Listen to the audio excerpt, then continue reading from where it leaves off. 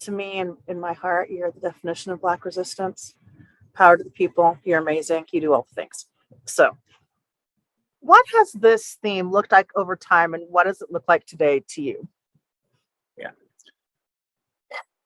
I think a lot of what my work and our work largely is like soapbox my entity and stuff. A lot of what our work is around like kind of myth busting in a way or reframing. And so even before we kind of dig into that question itself and what Black resistance, the way I see it as historically decades ago and today, um, as these we talk about it is important.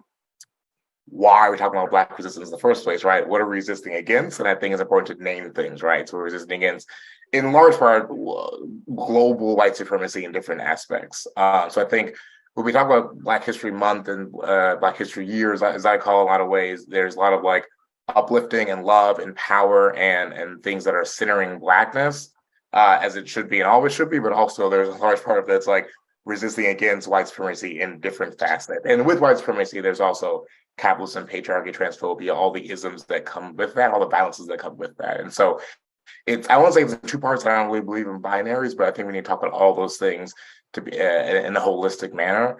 And so I think even with that question, it's like we tend to traditionally name civil rights heroes and folks that are always resisting against these invisible apparatuses of violence, and we don't name those things.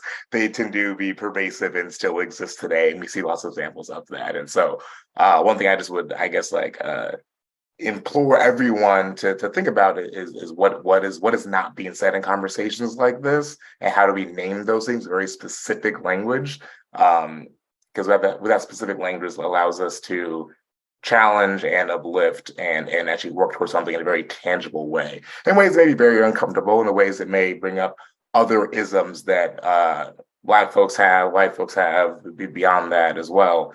And so I just want to like name that as a framing reference for the whole conversation.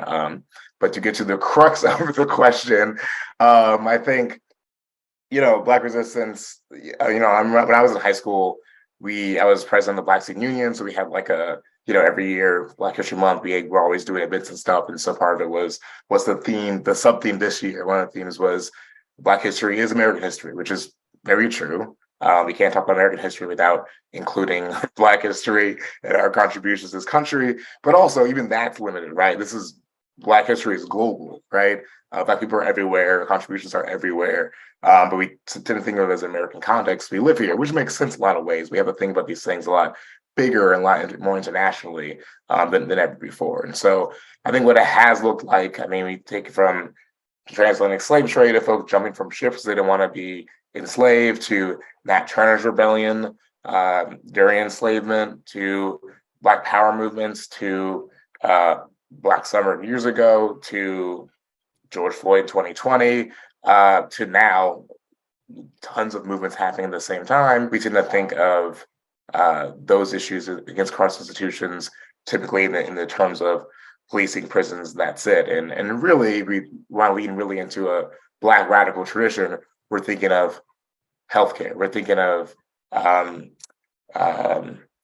education. We're thinking of all the things we know the research says and that our ancestors knew to take care of each other in community, restorative justice, talking to each other, talking about our feelings. All those things are part of a healthy ecosystem for everybody, but especially in like Black radical traditions and Black ancestral traditions, Indigenous ancestral traditions, and really everyone's kind of history, but it shows up a lot more so in the Afrocentric kind of studies and thought processes and frameworks. And so I think all that is resistance, even though it is very positive and it's without the other of the enemy. I think there is a lot of like radical movement and work and things we can name, and will probably be named throughout the entire month anyway, that we can point to and are important, but also these things that are centered around love and centered around Black people and Indigenous traditions without even considering the other, considering the violence of the isms, I think is also important as well. So as we kind of start this conversation throughout the whole month, I think it's important to just take all that into consideration the whole time, because it's going to be a lot to chew on for this month and hopefully for the rest. Elevate Jamaica was a freedom fighter, and she taught us how to fight. When we say abolition, we're talking about creating new relationships between human beings. We want to provide energy and effort into community work, into transformative justice. Way to cut down on police interaction, sources away from them, and reinvest those resources in the community. And then we got a lot of work to do. We got a whole lot of work to do. We got 7 generations of work to do. Let's just take a step back and like, what do we need now as a society, as a globe, to actually do better in the world and create a world that we just prioritizes love.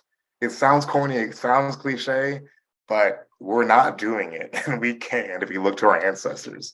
Yeah, I agree with that. I think you had mentioned earlier this summer of 2020, seemed like more, in my perspective anyway, it seemed like more people started asking that why, like, why did this happen? How is it continuing to happen? And is there something that we can do? Those were the things that rolled around in my head the most. Caullen, I'm totally with you that it's been a really weird time, but I also am left even in the nastiness of it's a hopeful time, because I think those conversations are happening. There's more and more people who are going, oh, wait, what? Than have ever happened before, it seems like. And so that gives me hope that through this positivity and through action, and to me, that's the message for students, that there is change to be had, right? You're not trapped in the system. You can change the system, because the system in the end is made of people, and people can learn to be better. Yeah, it's all just people doing things. None of this stuff is permanent. It's all just people making decisions. Yeah. And we can make other decisions. You know what I mean? Let my people go. Let my people go. Set my people free. Set my people free. I'm letting my people know. I'm letting my people know. I love you like you and me. I love you.